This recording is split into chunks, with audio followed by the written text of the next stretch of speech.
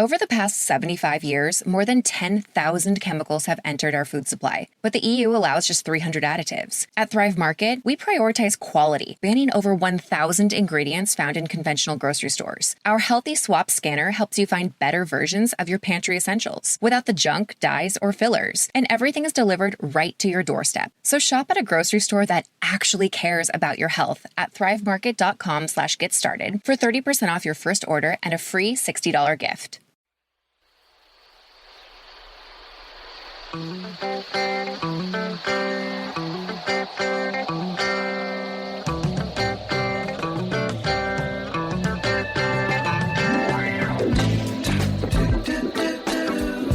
in a good place now. Relax, breathe, smile. You've entered into your element, the home of origin, the home of intelligence and beauty, where relevant topics are discussed, where what you think counts, and where superior is the norm. You are listening to Perspectives with Ashley Berges. You know what I'm craving? A little perspective. That's it. I'd like some fresh, clear, well-seasoned perspective. Can you suggest a good wine to go with that? With, what, sir? Perspective. Fresh out, I take it. I am, Very well.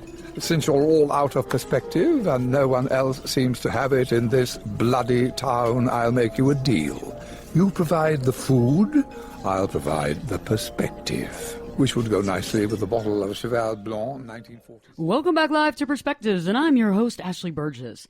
And on tonight's Perspectives, we're delving into a subject that hits home for most people. You know, I didn't say most Americans, I said most people. You know, this isn't a first world problem. This is a problem of worldly proportion. You know, women and men alike struggle with the same critical issue, and a large part of the products advertised to us directly relate to this specific epidemic. And you know, the epidemic I'm talking about is about poor body self-image. You know, poor body self-image is reflected in a lot of people that we deal with on a daily basis. Personally, you listening might have poor body self-image. So on tonight's Perspectives, we're discussing what poor body self-image is and how to know if you have it. Bill, what do you think poor body self-image is to you? What do you think about that? I think it's just this sense that you're not pretty enough, handsome enough, thin enough, built enough, just this sense that people look down on you for your outward appearance. I agree with that. You know, to me, it means the same pretty much. You know, that you're never happy with the way you look. You know, you're constantly upset with the way you look, and you're constantly judging yourself against everybody else. And I think we find fault in ourselves, and we're constantly looking for improvement, and it seems that everybody else around us seems to look better than we do. Absolutely. You know, and bless her heart, my girlfriend has that exact problem. And every single day I keep telling her, baby, you're beautiful, I love you, you know, and she just can't bring herself to believe me. And it's hard for them to believe you. When people do suffer from poor body self-image, it's hard for when somebody builds them up, it's hard for them to believe them because it's really them inside that need to build themselves up. That, you know, at the end of the day, it's a self-esteem problem, I think. I think if you feel good about yourself, then you're going to think you look good. I agree with you. Joining us in studio is a fellow colleague of mine, the author of Get to Good, and an empowerment spokeswoman, Jacqueline Elizabeth. Jacqueline, how are you doing this evening? I am doing fabulous. Thank you, Ashley. I love that. Jacqueline Elizabeth. Jacqueline Elizabeth. Just kind of rolls off the tongue, doesn't there it? Goes. It's like yes. Elizabeth Taylor. I mean, during the before Not we started, so many husbands though. I was going to say before we started the show, I suggested Jackie E. You know, yes. just as a kind of Instead of Jackie cool O, way to do like it. Yes. Classy. Jackie E in the house. That's right. I have no problem with self-body image or self-image. Let's go. I love that. She's raring. Let's go. See, that's awesome. So what do you think comes to mind, Jackie, when you're thinking about poor body self-image? You know, I think it's back to what Bill said. Not enough, unworthy, not enough, comparing yourself to others. It's not enough to even hear that you're beautiful, like you tell your girlfriend, Bill. It's that, what's her internal voice saying? What's your internal voice saying as the audience? Does it say you're enough or everything that you're not? And it is an epidemic. See, I agree with that. It's an epidemic, and I think we're all a lot of people are dealing with it. Many people are dealing with it. You know, I think the first thing that is a real telltale sign if somebody is suffering from poor body self-image is the way that they accept or not accept compliments. Think about it. Like, you know, when you get compliments and the way you accept it is really formidable to how you feel about yourself, because I think one of the first symptoms is the way you take it. So if I was to say, hey, Bill, you know, hey, I think you look great today. Wow, you got it all going on. I mean, the response of somebody I think that doesn't have poor body self-image is, hey, thank you, Ashley, I appreciate that. You know, but a lot of times, what do? We turn around and compliment the other person. Like, right after someone gives us a compliment, we automatically turn around and go, oh, well, I like the way your shoes look, or oh, you look beautiful, or you're amazing looking, too. But like you have this need to reciprocate. Right. Yeah. Right. Or we downplay it. And, no, not me. No, oh, these shoes, that handbag, no. Yeah, not. in order to get the attention away. Right, because it's too much. Yeah. Yeah, exactly. Or you say, oh, well, you know, you didn't have to say that. You know, or, well, yeah, and exactly like what you said. Oh, these old things, I got them at a flea market. Right. And I think that a lot of times people don't realize that the only way to really accept a compliment is by saying thank you. But really even more so is that when somebody gives you a compliment, when you devalue that compliment that somebody gives you, guess what? You devalue the person that gave you the compliment. And that's how it comes off. Right, exactly. I think the best way is to speak powerfully and say thank you, right? I agree with you, because I think when some people say, oh, Ashley, you look amazing, if I was to say, oh, you know, I didn't even take a shower today, I barely got out of bed, you know, and they're thinking, well, okay, well, I paid you a compliment, and subconsciously, it really kind of reflects back to them, and you should be in a positive manner when you accept a compliment, however, it kind of turns it around, you know? Well, now, and we won't get into this too deeply, but... oh, come on, let's get into something really, really deep. Really let's deep. discuss some deep thoughts right now. Deep thoughts. What By if you Bill Barnett. By Bill Barnett. We've changed it now. Yeah, Copyrighted. forget by about who that Perspectives. guy is. Stuart Smiley. Right. In accordance with What Live Your if Life. What if you perceive the compliment as being shallow? Like you know that the person giving you the compliment is kind of looking, you know, oh, Jacqueline, you know, I love your hair. Where do you get it done? Yes, you know, by right. the way, I'm kind of asking you for something. You Right. know, And that so kind of you know thing. that there's some type of law of reciprocation at play. Yeah. Then you just say, well, thank you, and then I just move on. Right. See, she ends I'd it. be so quick. I'd end that thanks. conversation immediately and move on. But you're absolutely right. And if there's superficial compliments, either way, own it. That's what I say. Just take the compliment and continue on. I think there's a fine line behind self-deprecation and humility. You know, we all want to have a little bit of humility where we go, wow, well, thank you. But self-deprecation is absolutely not where we want to be. And that would be the poor self-body image. I agree with that. You know, because sometimes you sit there and you put yourself down, maybe either to fit in, or you put yourself down because a lot of times we feel, I mean, I think most people out there listening at one point or another, or even every day of their life, walk into work and try to downplay themselves. Mm-hmm. They try to fit in, and the only way they fit in is by downplaying themselves. You know why I think at least part of the reason is, you know, you heard the old saying, the squeaky wheel gets the grease. I think, people who put themselves out there are targets. Yep. I mean, think of how, catty we get in social situations, like especially at work or something like that. You know, oh, don't you look great? Then behind the back, you know she slept with the boss, or right. Something ridiculous like that. You know, I mean, well, how do you really feel, Bill? Well, I mean, because I worked in a environment like that once upon a time, and it's like, my goodness, I mean, I was almost afraid to go in the break room. Exactly, of what might be said. You know, one of my favorite quotes, it's from A Course in Miracle, but I think it highlights everything. It says, there's nothing enlightened about shrinking so that others won't feel uncomfortable around you. And I think that's the place that if we get more comfortable in who we are, we're not afraid of shrinking. It's that thing in Australia, they have tall poppy syndrome that you're speaking of, Bill, where you want to be successful, but not too successful. You don't want to stand up above the crowd. Right. That's interesting. It's almost like when you see people that have been on TV shows or what have you, and then they go back into real life and people always have comments about it. You know, and it's interesting. It's like, you know that half those people that have a comment wish they had been on a TV show. And they even put down people they even know. I mean, that's what's so funny. And that's what you were talking about when you stand out of a crowd. But I think at that situation, you have to realize that there's a situation about judgment. How much are you going to allow someone else to judge you? How much judgment are you going to accept? And how much of their comments are you going to allow to get to you? Right. And do you have to take them personally? No. That's true. Right. Some people inherently take everything that's said to them personally. And I've known people who do that. Right. Me too. So, and I was going to say, before we go any further, that I think with the subject matter, I think it's obvious that this topic is associated a lot of times with women.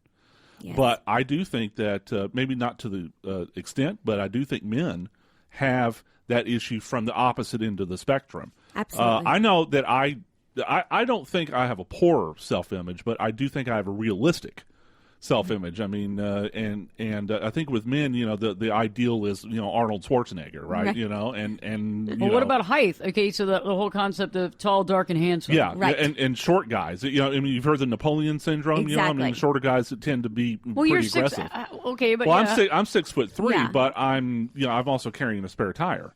okay. Okay, yeah. And We got the Midas touch here, but it's all good. but No, but Bill, but you're honest. But okay, but what was the line of that? What was that? Was that self-deprecation, or was that humility? I do tend Okay, to let's use. it's a quandary here. I do tend to use self-deprecating humor. Right. Because I think it's funny. I legitimately think it's funny. But sometimes I wonder if it's just not my subconscious, just saying, I'm not really all that. Or you're trying to make other people feel more comfortable. Maybe. Or I would say you're letting yourself off the hook. So while one of my least favorite words is should, while you probably, Bill, should go take care of that spare tire, you're not going to. So instead of, at least at this point, maybe when we're done today, you might. I was going to say, I'm trying. Okay, believe me, I'm yeah, trying. but we'll lose that. That's another topic. We'll lose the word trying. But instead, so then you're just saying, hey, I know. I'll go ahead and mind read. I'll go ahead and say about the pink elephant in the room. I know I got the spare tire. Let's all laugh about it. Okay, now let's get on with it. And then, exhale, I'm off the hook. Okay. Instead of, right? Right. Not just speaking what's powerfully, or I'm committed to, or don't say a word of it at all. Wow, Bill. You're kind of on the hot seat right now. I was going to say, yeah. You didn't know we were going to get some back right coaching. here, just like, sunbathing over here. It's who I am. It's what I do. I apologize. I'm just playing. I don't apologize for it. No, she doesn't apologize. Never do I apologize. See, this is awesome because I think a lot of people out there listening tonight know that you have or know somebody that does have poor body self-image, and it does actually reflect in everything you do. And we're going to talk more about the symptoms of poor body self-image, the ways that you know that you actually have this in your life. And, we'll give you some tips on curbing that. So stay tuned because Perspectives with your host, me, Ashley Berges. We'll be back in 2 shakes. Turn it up and jump in the deep end on Perspectives with Ashley Berges. The water's warm and there's a swim-up bar. Glass of Perspective, anyone? Now, here's Ashley. Welcome back live to Perspectives, and I'm your host, Ashley Berges. And on tonight's Perspectives, we're actually discussing poor body self-image and how to know if you have it. Right before the break, we were also thinking and spinning our thoughts on how we accept compliments. And the way we accept compliments directly reflects onto the way that we see our own selves, our own bodies, the way we see our own image. Because we can accept a compliment for what it is, we can accept it and say thank you, or we can add all the mumbo-jumbo in there, from giving them a compliment to second-guessing the compliment to telling them they shouldn't have said that to, these ratty old shoes, I've had these for 15 years and they have holes in the bottom of them, and yada, yada, yada, which is basically taking away from the person that just complimented you. It's making them kind of feel bad. So let's talk about how we can also evaluate ourselves even more so about poor body self-image. And I think that's how you see everyone else, the way that we see everyone else. And I think when we suffer from poor body self-image, I think the first thing we do is judge ourselves against everyone else. I mean, think about it, Bill. When you're looking on social media, if you're looking at pictures, whatever it is, and you're looking at somebody, you're like, oh my gosh, look at them. And a lot of times we're seeing them at their best, even though we're judging ourselves against them with all that we know, all the stuff we have. Like you say, warts and all. You usually use that comment a lot. Yep. And Warts we're and all. magnifying our negative traits. I mean, Jacqueline Elizabeth is joining us tonight as well. She's author of Get to Good and also a fellow colleague and a coach as well. And I mean, I think it's how you see yourself and how you judge yourself against other people. Jacqueline, I'll relate a personal anecdote to you. Yes. So earlier this week, a girlfriend and I were sitting on the couch and, just watching TV. Right. And all of a sudden, Victoria's Secret commercial comes on. Mm-hmm. Now, I'm probably a minority among heterosexual males in this country, but I do not think the Victoria's Secret models are pretty at all. Wow. Okay. Amazing. Because they're walking skeletons. Yes. Okay. They're too thin. Mm-hmm. And I don't think that's pretty. For all you ladies out there who are starving yourselves to death, I'm sorry, that's not pretty. Okay. Yes. So this Victoria's Secret, commercial comes on. Of course, they're, actually not even half, 7/8 naked, right? Right. And 7/8. like, and they're pretty much, yeah. I mean, it's 15, it's more than 50, that's for sure. And their arms are down on the side, and you can count their ribs. And I just blow up, and I'm like, I can't stand this commercials, but I can't stand Victoria's Secret because these models are held as the ideal of feminine beauty, right? And I don't think so, Exactly. And I just like it. blow up, And so, what did your girlfriend have to say when you blew up? Nothing. Nothing. Just sat there. Yeah, she just sat there, and now when I say blow up, I don't mean Right. just like He bounce my lost balls. it. He Yeah, threw something he through the lost TV. it. It's Cops were called. You wouldn't open up your GQ magazine. I hear you. I think it's like I call everyone a goddess. It's a woman. We come in all shapes and sizes. Luckily for me, that's a good thing. I'm 5 foot, right? And so I'm clearly not a Victoria's Secret model. So I think back to what Ashley was saying, and you were talking about, Bill, it's when we start comparing ourselves to what the media says we're to be, whether a woman or a man, immediately any of us can feel bad in a hurry. There's plenty of prettier, better looking people out there than I would say for myself. And if I start comparing myself, or any of you listeners start comparing yourself, I promise you'll find a few that are not so, and you'll feel really good about yourself, and you'll find a lot that may be. And that is not the route to finding yourself better self-image. But if that's where you go to, then it's going to be exhausting. You'll always have that poor self-image. Yeah, and actually, it's because I even told the girlfriend, look, these girls won the genetic lottery. Okay, so women who are working out and starving themselves and blah blah blah. Guess what? If you don't win that genetic lottery, I mean, the genetic lottery, you're not going to be a model. Okay, I agree. I see your point on this, and I do think that sometimes we don't look at people for exactly who they are. Okay, so you see them up on stage in a TV, HD, in your sense, the Victoria's Secret videos or whatever they're doing, some sort of special where they're wearing the angel wings and what have you. And so you're sitting there and the women are watching it and they don't think about, okay, first off, the makeup quality that you have to do on these women to make them look good is absolutely amazing because you're shooting for HD. So it has to be flawless. Okay, flawless. And I'm not talking about on their faces. I'm talking about their faces all the way down to their feet. They have makeup covering their entire body. Absolutely. And if you don't know this, you've never been backstage at any sort of fashion show, and I have. The other thing, too, is that you have to look at the whole body image. You have to look at the whole concept, and a lot of these women that are up there have very, very bad, poor body image, okay? Just because they look like that doesn't mean that they are just 100%. I am the most confident person in the world. I am so confident. My life is radiating confidence. Well, most of the time it's not. You can see from the people they choose to hang out with. You can see from the bad relationships. You can see from the broken marriages one after another that there is some issues there. But I do agree with you. A lot of women think that that's perfect. And perfection is not a possibility. And I hate to break that to everybody listening tonight because I know that I just broke some people's bubbles big time right now. I know that maybe some people had some accidents on the road. I'm sorry about that. I'm really not going to cover it with my insurance, but I hope you keep listening. I hope you'll listen from now on anyway. But think about it. It's about that. I mean, you have to really think about what life's about. Well, and even take it off the Victoria's Secret models, like you were saying, Ashley. Social media alone. What about your friends on Facebook? Your friends, you're just looking at friends that you know from high school, grade school, college, your work. Everything that's posted on there, no one's posting bad news. No one's posting, look at me, I look so bad today. Let me post that for it to never come down. It's all the great shots. I did see one of those yesterday. Oh, you though. did? My friend actually, she oh gosh, she was funny. She had some tracks put in her hair and it was all messed up. And she woke up and she goes, I look like a tomato. And she posted this picture and I laughed so hard because I've never seen anybody do that. That is so but, great. Yeah, right. I don't know, is it self-deprecating? What is that? But right. She no, might have just been being playful. Who she knows? was having fun. But you're like right about that. Well, think about men. So we talked about how most men don't have the same type of deal. But think about balding.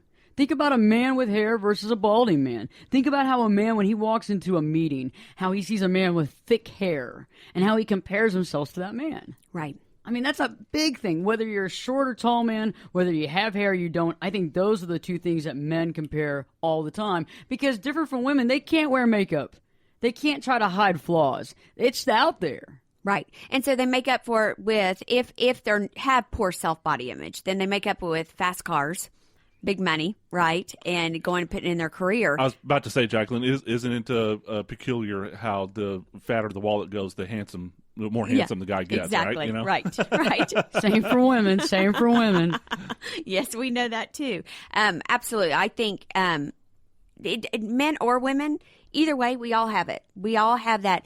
It's that constant questioning that's going on internally that says, why can't I be like that? When was my time? Why didn't I win the lottery, right? The genetic lottery. What's wrong with me? All those questions are so poor, and you ask a lousy question, you're always going to get a lousy answer. And guess what? It's going to be about you. And so as we were talking about on break, Bill was sharing, it's a downward spiral, and it's never ending. Yeah, and when is it going to be enough? And it was funny, maybe a couple years back, I remember I was at a restaurant with some friends, and a woman walks in. Oh, I'd say she's probably about 5'8", with heels about 5'10", walks in with long hair to her butt. I mean, all the way to her butt. Amazing hair. And I remember she turned around and it was like amazing lashes and everything else. And I'm just like, oh my gosh. And for a second there, I got insecure. I mean, I started getting insecure. This is a few years back. Maybe more than 2 years, maybe more like 5. But anyway, I got a little insecure, and I remember leaving going, wow, man, wow. I mean, some people are just so amazing. And I remember about a year later, I was walking by a place, and a friend of mine had just opened an eyelash place where they put your eyelashes in, or they add these, fake eyelashes or what have you. Right. And I walked by there, and that girl was in there. And she was getting these eyelashes done, and that's something I could not ever sit still for that, and I just don't think that's a big deal. But we ended up starting to talk, and she was like, "Oh my gosh, when I saw you that day or that night, it was great to talk to you for a little while." She's like, "I have to come here every 2 weeks to get this done, and now I got to go get my hair extensions in, because my hair extensions have come out."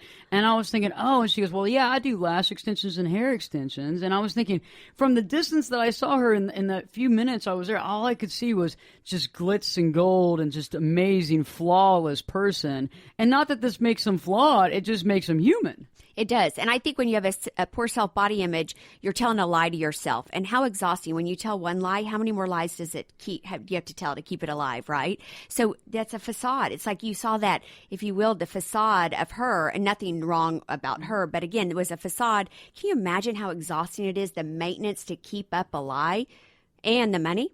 Oh my gosh! Think about every 2 weeks you're going in there, sitting there for hours and hours and hours, and that ain't cheap. And it's not cheap. Right. And she said that it took like 10 hours on the hair, 2 hours on this and that. And I'm thinking, oh my gosh! And now I look back and I think, wow. I mean, if you just take a look at it, and that's what I want to talk about when we come back from break. I want us to really analyze the way we judge ourselves based on social media. I think this is key here because it's becoming an epidemic. If you think about it, how many of you listening tonight literally wake up when you get up in the morning and you go directly to Facebook and post something or see what somebody else has posted, or you go to Twitter or you go to Instagram, this is a big one, and you see what so-and-so looks like, and oh God, look at them, and they always look like this, and you kind of look at yourself and you look yourself in the mirror and you just woke up out of bed, your hair's all messed up, and you compare yourself directly with that person looking their best. So stay tuned, because Perspectives with your host, me, Ashley Berges, will be back in.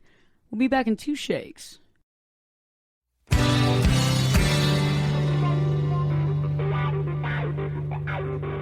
This is Jake Busey, and you're listening to Perspectives with Ashley Berges on 570 KLIF.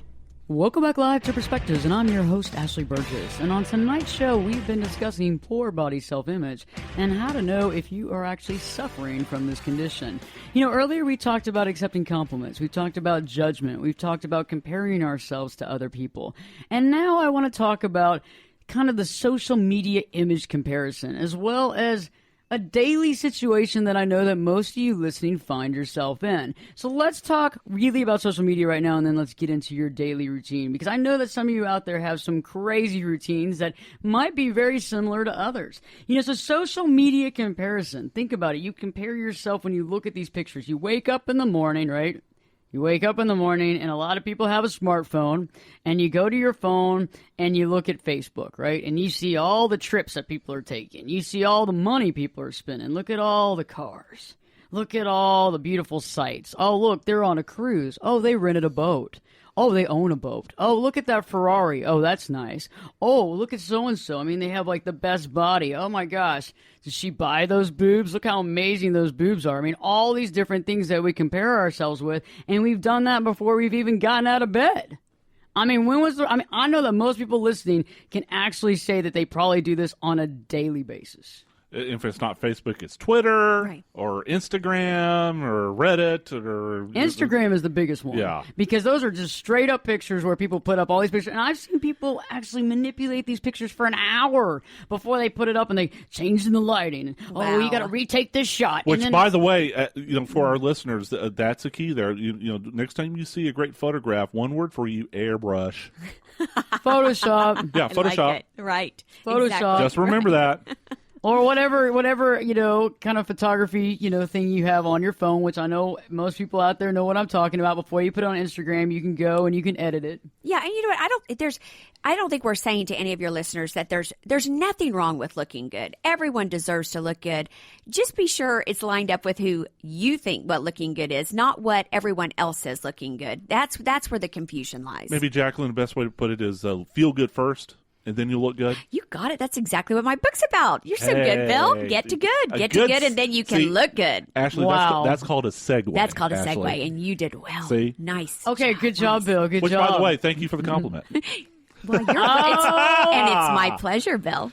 Oh, I think another thing that people also suffer from with the poor body self-image is youth. Oh, sure. I think youth is one of the biggest deals, and I think that a lot of people listening tonight know what I'm talking about. When you look around your eyes and you see what might be the beginning of crow's feet, could be the middle of crow's feet, you see lines, you see wrinkles in all the wrong places, and you look at people and you see them and they look perfect. And they might even, you don't have an idea of their age, but you know that you've probably been working at the same company for about the same amount of time.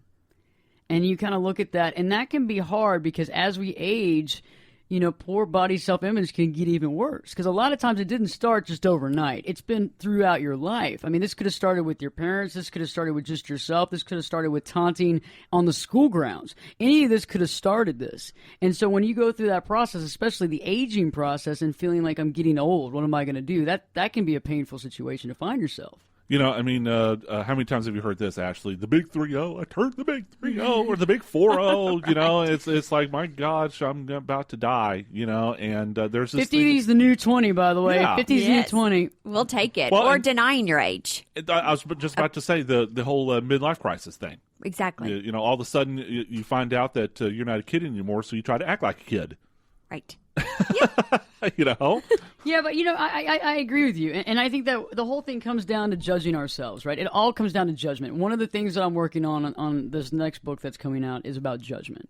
It's all about how you break it down from any sort of disease perspective. If it's major depression, whether it's a anxiety, whatever it is, there's a lot of options here. It all normally goes back to judgment if you think about it, because the way we judge ourselves is the way we see the world, the way we judge other people, because it's all about our perception. It's all within the mind of how we see things. Just like I say over and over again, if you see the world as a happy place, this place is going to be really happy. If you see it as a negative, violent place, all you're going to see is the negative violence. And the sad thing is that some of that's not even going to be negative violence, but the way you interpret it in your mind will always be negative and will always be violent. Right. So it doesn't matter, even if by the standard back to Bill's Victoria's Secret model, if you had that body image, or you're the men, you have a GQ body, if your interpretation or your perspective is something completely different, it doesn't matter. I think one of my favorite, not that I'm quoting all day today, but just resonates for me. Anaïs Nin, one of the famous authors of the 1920s, said this, and it's what you're saying, Ashley, that we do not see the world as it is. We see the world as we are. Exactly. And that's true. It's a lot of times what words come out of your mouth are direct correlations to how you see yourself. Absolutely. And it makes the world. And for everybody that's listening tonight, to judge is to be normal. To judge is a human condition, but to get past that and to find confidence in yourself, because there's always going to be somebody with more money. There's always going to be somebody that looks better. There's always going to be somebody that's younger looking.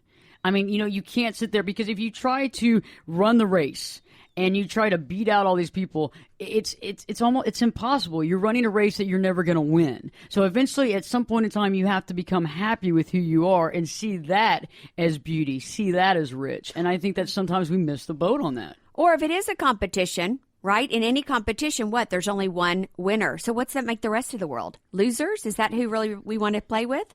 Right? It's Losers. Losers. Loser. What do we have for him, Johnny? Well, we have a bag of chips. And a one-way ticket home. It's true. I mean, what do you want? Do you want to be that, or do you want to be you? Because we all don't have to be the same thing. We all don't have to fit into that one peg. So let's talk about this, because I think this is important. We were talking about this I was about to say offset, but we were talking about this on break. And let's talk about a daily routine.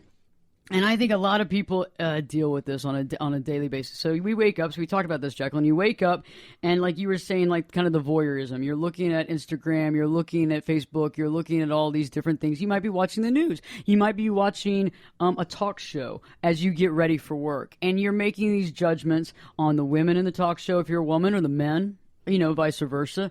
And you're judging yourself. Now think about this. You wake up, now you're eating, now you're heading to work, right? So you're at work and you're judging yourself against the people at work. You're judging yourself against other people, maybe your same age, maybe they're smarter than you. You think they're smarter than you. Maybe they seem to be faster than you, and you're looking at that situation. Maybe they have more friends than you do at work. Maybe you wonder, what is it about their personality? Why are they just seem to be, everybody just loves them. Everybody just goes over there and talks to them all the time. Nobody comes to my office. Nobody cares about me. I even have a bowl of candy that nobody will come in here and eat. And I don't even know. I'm over here just, trying to, hawk the candy out there, trying to get people to come in. You got a bottle of vodka here. I'll come by.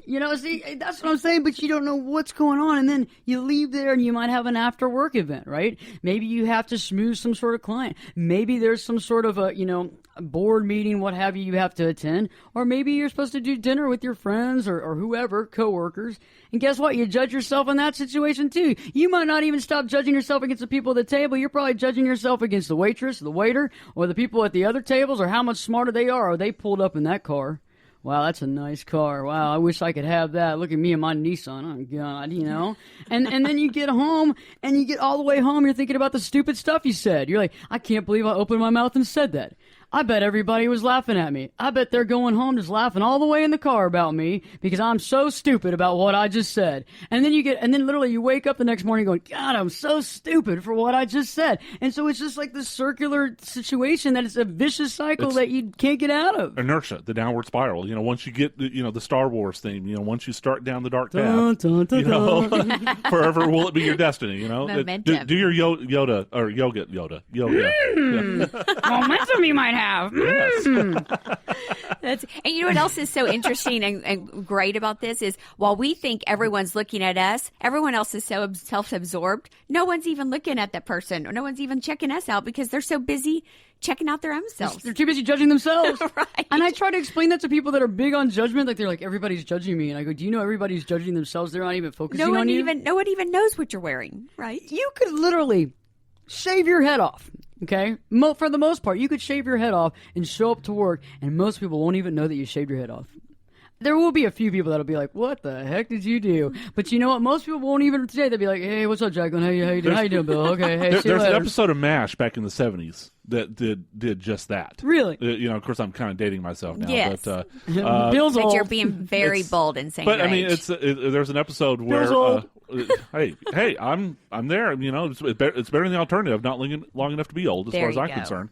But so Hawkeye makes a bet with Trapper, and he goes to the mess tent stark naked, and nobody notices. Everybody's like, hey, Right. how you doing? No, it's perfect. I love it. I love it. So- That's perfect. That's right. If we all were just to be naked and free and liberated, maybe not literally, right, while we're having dinner, but that would be good. Naked dinner on Hey, Perspectives. there's nudist camps in California where I've heard that they do that. They But- do that, yes. Jacqueline, real Yes. quickly, while Ashley was talking about, kind of being in the downward spiral, this is why the beauty industry and like the self-help book, industry. I mean, how many millions and millions, maybe even billions of dollars? It's over billions now in the self-help and in cosmetics. Yes. I mean, it's all, and actually they create the demand, don't they? That's like, you know what?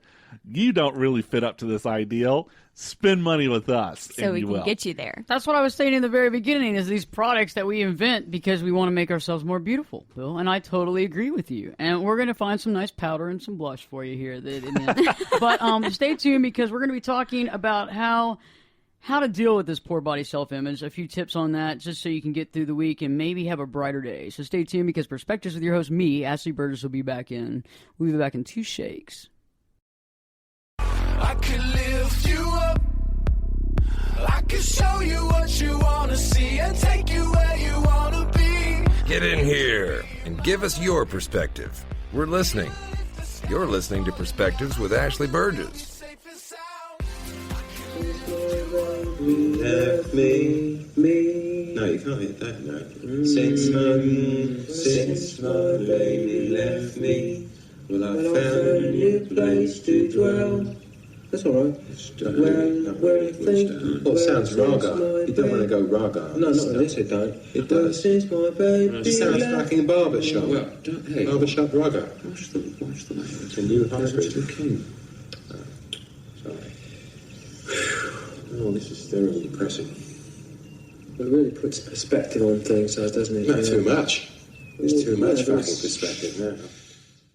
Welcome back live to Perspectives, and I'm your host, Ashley Berges. And on tonight's show, we've been discussing poor body self-image, how we have it and what we do when we have poor body self-image. And now I think it's a good time to actually reflect on what you can do to start changing this situation, because it really is an epidemic.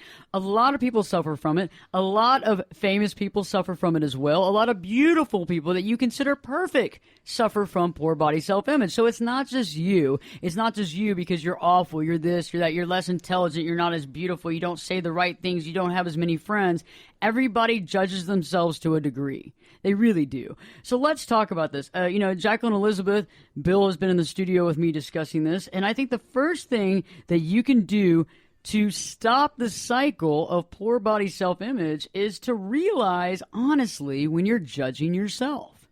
I think sometimes we don't even realize we're judging ourselves. We see things and it just becomes so subconscious and so autopilot, where we're like, oh, look at that person. Oh, look at this. Oh, gosh, look at me. Oh, gosh, look at this. Oh, look at me. And I can't believe I made such a bonehead comment. And they probably think I'm insane. And they think and you don't even realize you're judging. And I think the first thing to do is to have that wake-up call and say, wow, this is judgment. Right now, I'm recognizing the fact that I am actually putting myself down. Exactly. And I think getting mindful is the first step, right? Because most people are out there sleepwalking and unconscious or just taking it at status quo or what is. So if you can get mindful, and one of the best ways to do that is just to stop and just ask yourself a question. I have my clients on their smartphones every hour on the hour set a ringer. Just a light ringer that so they can just check in real fast, to just check in with a couple of questions. Take a deep breath, sip some water, and ask a better question. Do I feel good? Your answer is yes or no. That's it. How could I? And that's it. So we know at least 59 minutes. They can't go much longer, and then they can feel better. That's true. Being mindful, and that's totally key. The whole idea of being able to figure out that you're judging yourself is really reflecting on what you're saying. Because if you're going autopilot, you're not going to check it. So you got to check yourself basically and say, okay, wait a second, I'm judging myself. Actually, I don't know why I had this thought, but you know what that reminds me of? The first step in the AA program. You have to admit you have a problem, right? Yes. So I wonder, just thinking back over the past hour here, people who have poor self-body image, is it kind of like an addiction, maybe? Well, it's a place of comfort. So anything that brings you comfort and certainty is the same thing as an addiction. We know it's not smart. Everybody listening tonight knows it's not a smart move to have poor self-body image. We know logically, come on. We know even if you looked at yourself, you'd say, yes, I'm this size. I get it. But we get to know it. And some of us get hooked on pain, even though it's uncomfortable. I was just about to say, I mean, in some sort of, I don't know if perverse is the right word, but in some sort of odd way. Some sort of perverse word. Do you get pleasure out of a poor self-image? Well, you get significance. So you start to build your identity, so at least people relate, or you get significance on that. And that is absolutely You're right on, Bill. It's Look true. at I mean, you. like, some people are very happy in uncomfortable situations. It's like the comfort zone. No matter how uncomfortable it can be, it's obviously giving you or fulfilling you on some level. Yeah. And that's kind of, I think, what you're talking about. And I think what you were saying, Bill, about the first step is ownership. Transformation, a shift, any type of breakthrough cannot take place unless someone takes ownership. And so all of us, we're not here to beat anyone up, but because you guys might have been doing that fine on your own, right? But what we are saying is if you take some ownership for, you know what if it were me, and not to make anyone wrong, but then we can do something about it. Then you can do something about it. That's true, and I think sometimes there are things that we want to better, and we're not saying that you shouldn't try to better yourself in certain situations. There are things, whether it's you want to be more educated, maybe reading more, doing things like that. If you want to make more money, maybe working more. There's all kinds of different options, but I think there's certain things that when we try to go for perfection cannot be had. And I think another way that you can actually kind of slow down this judgment on yourself is to realize when you're judging others. Okay, so it's not just about you judging yourself and saying, oh, I wish I was this, I wish I was this, I'm not good enough, I'm not this, I'm not that. No, actually, a lot of times in these situations, we also judge other people too, and that's almost like a direct boomerang back to us. I mean, because when you're negatively judging other people around you, that's not good. That's not creating good, lasting, healthy, relationships, as well as it's kind of stuck in your body. And so you're creating this negativity that's furthering your negativity. Well, to me, it's if you're judging someone else, it's because you want to feel superior to them. Right. If you want to feel superior to someone, doesn't that mean that you start off feeling inferior? Exactly. Your come from. What's your come from? Is your come from lack or from abundance? All that you're not or all that you are? And we go about it many different ways to feel better. And like you said, Bill, we might want to one-up somebody just because we feel better. There's nothing glamorous about being the big fish in the small pond. Nothing. You may as well just be that big whale shark in the big ocean with a lot of other great whale sharks. Now that's where the fun begins. That's interesting. That's almost like the concept of helping other people. So you're doing well and you're helping other people to do well as well. Absolutely. Instead of killing everybody in your way and being the one person on top going, I'm on top, I'm here, I'm on top. And, Jacqueline, I mean, we met, but, or just met just before the show, but. Oh, no, Bill, we've met before. In another life. Let's not lie, Bill. Let's not lie. But, I've said to the listeners on the show, I am a Christian. Yes. And actually, it just occurred to me, Jesus himself actually preached about this very concept when he was warning people about, beware of the people who are in the front of the pew, who are first to the wall to seriously, pray. just went over that in Catholic Mass on Sunday. I mean, and we're not endorsing any sort of religion on this show. No, but I mean, I do tend to think of things through a Christian, prism, and what you just the light bulb just went on. So basically, you're saying the people that look all put together and everything just don't buy into all that. No, because it's the facade, the wall.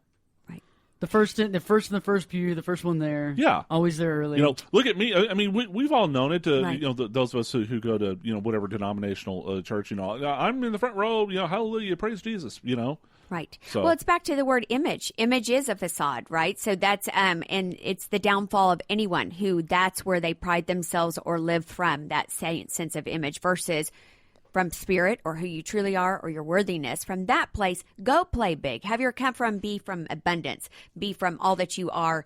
There's nothing, I'll tell you this. I love it when if you will, a good looking man or woman walks in or she's put together or he's put together, and that's based upon my perspective. And I go, wow. And instead of going, who is that? I think, wow, I want what they've got, or I'd love to hang out with them. I mean, I want to play with people like that so I can not feed off of them, but so we can collaborate. And that's the level of play. That comes from abundance and saying, I don't have to be exactly like them and I don't have to be prettier. Lord knows that's true. It's a difference between competition and cooperation. Right. So you're right. You either cooperate with people or you're competing against people all the time. And you're never going to be happy if you're always competing. It just doesn't work. I mean, there'll always be somebody richer.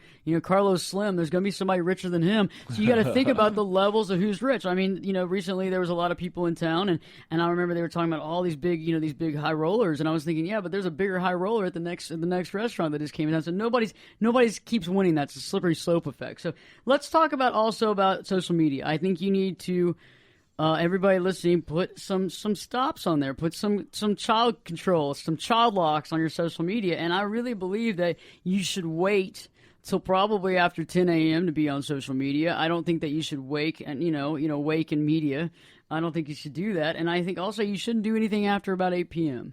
I really think that a lot of times when it gets really early in the morning, we're still kind of in our subconscious conscious, and I think that some of that stuff can really affect you. I also think that you can internalize things without even realizing it. I think also after 8 o'clock, I know a lot of people listening and myself might have had a glass of wine or so, and so you can really interpret things a certain way if you've had some to drink, not to mention some of the comments you probably shouldn't post. Exactly. And I think that really honestly sometimes we forget that this is a computer thing. This is not a human thing. This is what we show. It's like a bulletin board of the best things we can show, and we put it out there. And remember, probably a decade ago, it was no drunk dialing. This would be that kind of thing, but it's always with you. It's always going to be in cyberspace. So drunk dialing in cyberspace. Reserve power. Those would be the 2 words. Reserve power. I agree with you, and I think that's the key. And I think it's also just about making your life happier. You can be a happy person when we start eliminating judgment on both levels. And I think when our whole life is just structured around judgment, it's just hard. It's hard to actually get through the day and say, hey, I'm a good person. And I think the idea of being mindful and understanding that, as well as to realize that when you're judging yourself, a lot of times you're judging yourself against the worst image possible that you have seen in your own mind versus the best image possible that you give someone else. It's all about perception. It is. And I think too, when we're voyeurs or we're on the sidelines of life, it's we feel out of control. But when you're in the game of life, you have the opportunity to win at whatever level you are. So there's those people who are watching or observing, and then there's the visionaries or the ones to watch. And I just encourage all of us to be the ones to watch in a way that says that we are truly living fully at whatever level that is for you. Only you know best, and playing big. I like that. And by the way, for everybody that's listening tonight, I probably should have said something in the very beginning. We are doing a new structure now. We are actually Facebooking and tweeting during the show live, during our live shows. So if you have any questions for myself, Bill, or Jacqueline, you can ask us. We'll be, we're doing our live feed as we're speaking right now. Absolutely. And so if you want to ask Jacqueline a question about her new book, Get to Good, if you want to ask her a question about empowerment, you definitely can do that at this point now. Just think about it. So on Twitter, it's Ashley Berges, ASHLEYBERGES.